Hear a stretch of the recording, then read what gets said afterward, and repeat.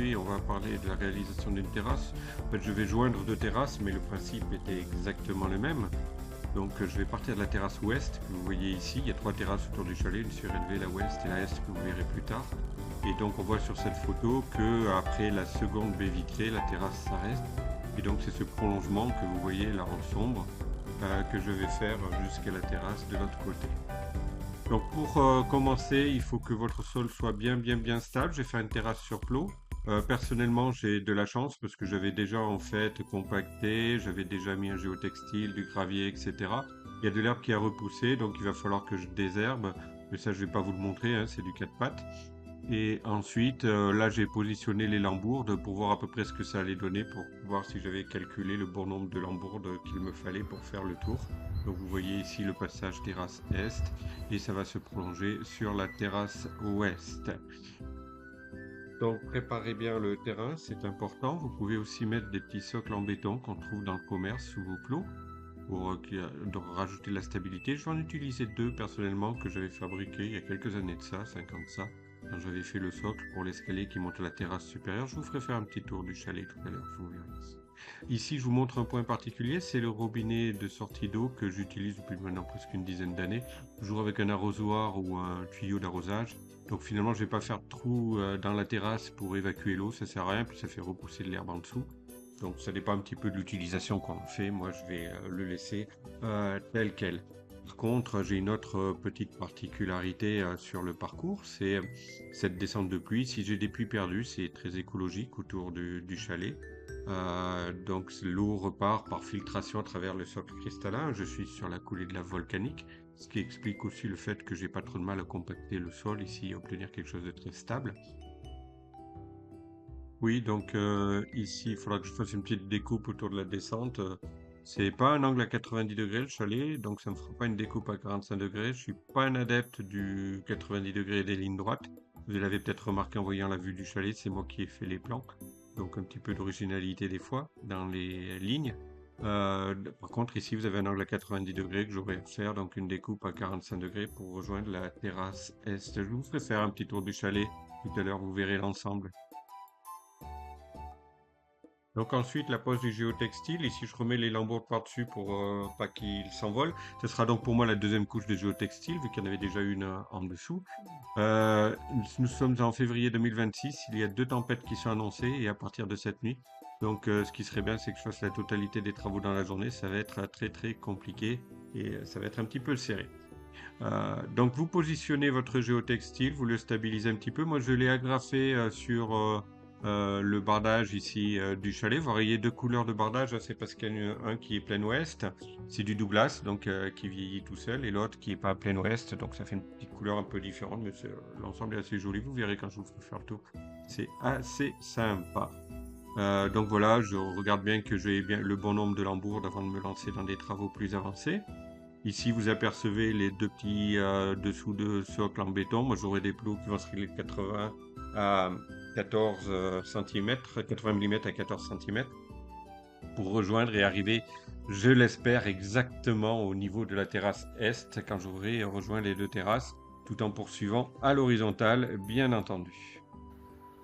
On va donc éviter de faire une terrasse en pente, hein, bien que lorsqu'il y a de la neige, ça pourrait être sympa. Mais bon, on va rester l'horizontale. Donc voici, donc vous voyez là c'est préparé. Vous apercevez les deux socles en béton dont je vous parlais tout à l'heure qui vont me permettre de récupérer un petit peu de hauteur également pour arriver juste à ce niveau-là. Donc je pense que vous voyez un petit peu comment se présente le chantier. Donc après vous disposez vos lambourdes sur vos plots. Donc elles sont vissées, hein. Prenez bien des vis inox, hein, vous vissez. Vous avez deux bagues de réglage sur les plots. Des fois il n'y en a qu'une seule, hein, ça dépend du modèle de plot que vous avez pour régler la hauteur. Je vous montrerai à la fin comment on règle la hauteur. Au niveau de l'espacement, essayez de bien respecter 60 cm entre chaque lambourde. Prenez de centre à centre, de bord à bord en fait, hein, ça fera 60 de centre à centre.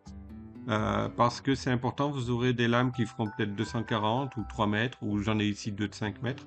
Donc ça vous évitera d'avoir trop de découpes si vous tombez pile en extrémité de lame sur le centre d'une lambourde.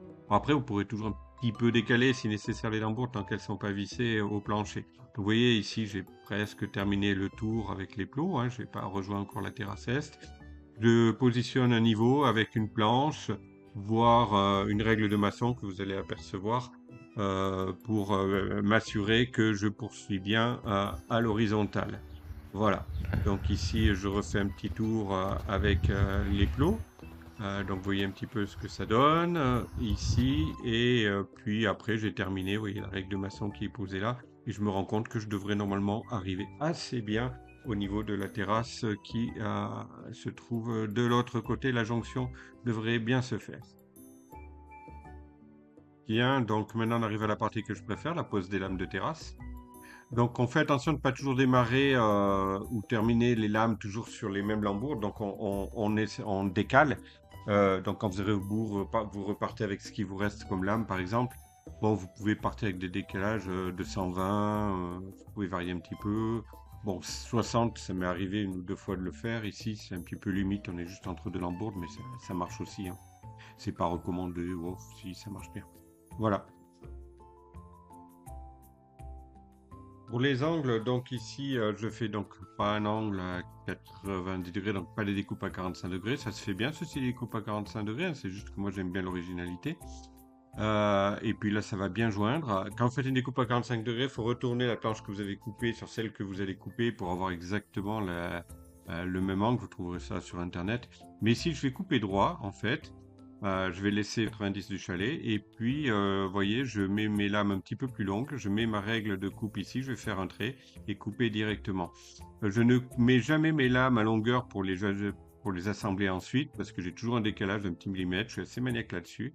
Donc je préfère poser mes lames et ensuite donner un coup de scie bien droit et j'ai ainsi une parfaite régularité dans ma découpe et une jonction parfaite ici avec l'autre partie de la terrasse. Donc voici comment ça se présente au niveau de la découpe. Et voilà, la nuit est arrivée, je n'ai pas pu terminer. Donc je n'avais pas mis toutes les vis hein, pour essayer de gagner un peu de temps, mais ça n'a pas suffi. Je vais quand même fixer correctement la lame qui se trouve contre le chalet que vous apercevez ici. Enfin, pas sur la partie gauche, mais moins sur la partie droite pour donner un petit peu de rigidité aux dernières lambourdes et que ça résiste bien. Et ensuite, eh ben, on se retrouve après le passage de 2 tempêtes et 2 passages chez l'ostéopathe, parce que travailler toute la journée comme ça, en particulier la pose des plots, eh bien, j'ai gagné une bonne lombalgie suivie d'une sciatique. Donc on se retrouve dans 2 semaines. Voilà, vous remarquerez, donc il fait beau, je suis là. Pour de courtes périodes de travail, je ne vais pas y passer des journées entières. Vous remarquerez que sur le côté gauche, ici, j'ai un petit décalage, pas sur le côté droit, je suis bien ajusté. C'est volontaire, c'est pour vous montrer le fonctionnement du plot que voilà. Donc ici, je l'ai un peu relevé pour vous montrer. Donc là, avec la partie inférieure, je le verrouille bien de façon à ce qu'il soit bien calé sous ma lambourde. Et ensuite, avec le pas de vis supérieur, vous voyez, je ne sais pas si vous le voyez bien, mais je monte et je descends ici au niveau de la lambourde, ce qui me permet, avec le niveau positionné, d'ajuster l'horizontalité. Voilà. Donc je garde toujours un petit peu de pas de vis quand je pose mes plots pour pouvoir ajuster soit en montant, soit en descendant. Donc je vérifie que tout est bien à l'horizontale d'un côté, de l'autre.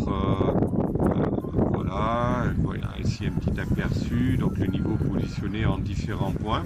Voilà, donc avec ma première lame de terrasse ici qui est en place et j'arrive exactement au niveau de l'autre terrasse après avoir fait la quasi-totalité du tour du chalet.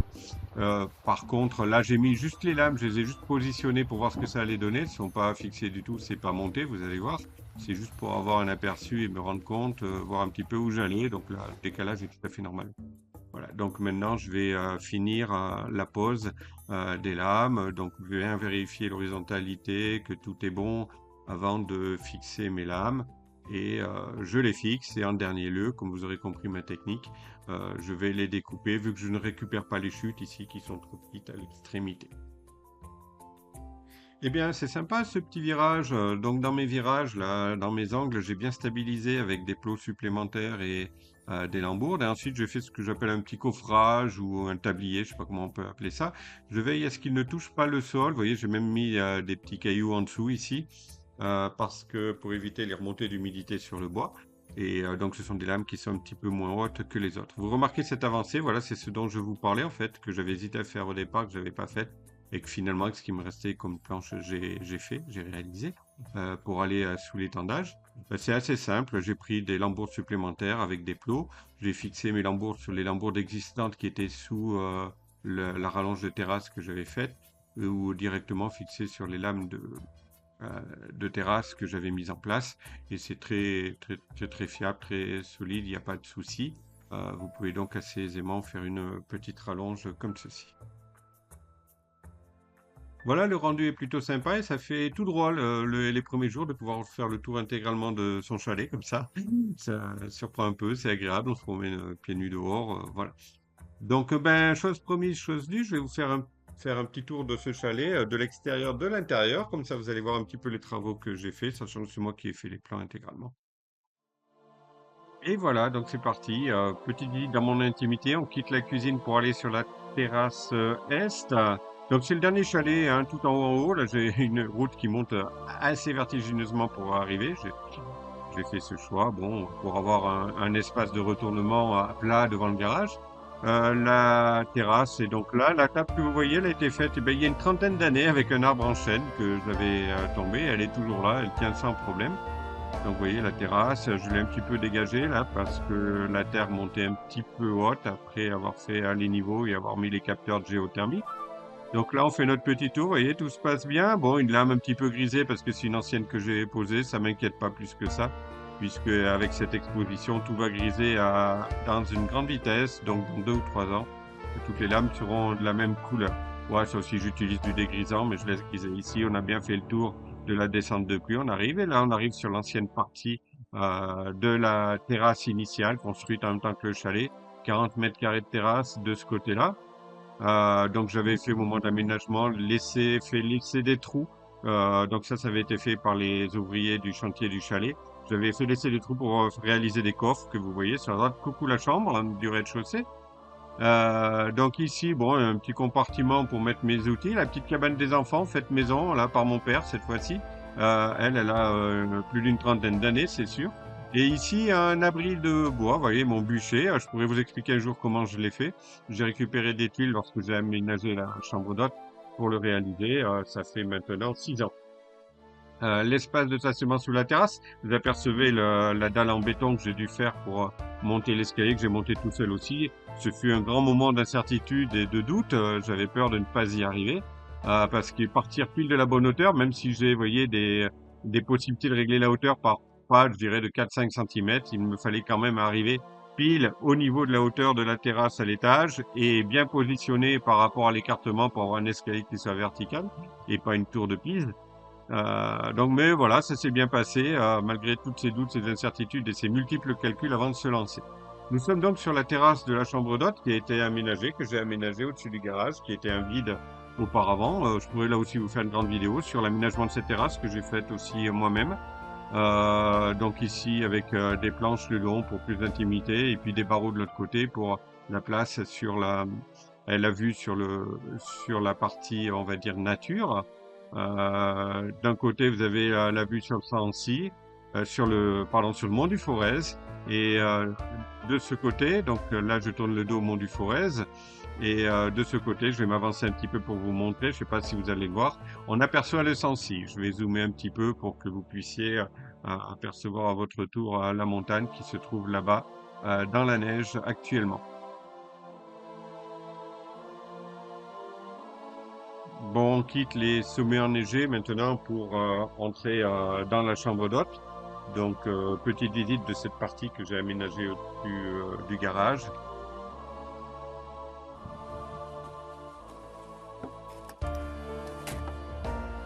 Bienvenue donc. Donc là, ici, c'est un parquet en chêne massif.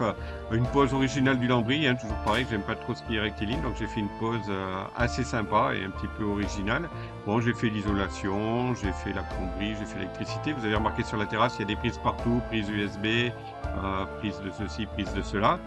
Un petit espace ici, micro-ondes, etc. Là, les WC que vous apercevez à gauche, l'espace douche qui est ici.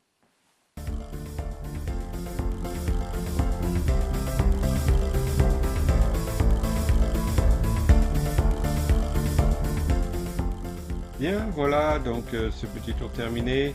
Je vous remercie. J'espère que cette vidéo aura été utile. N'hésitez pas à vous abonner. J'essaierai de faire d'autres petites vidéos sur des instants de bricolage. Bye bye.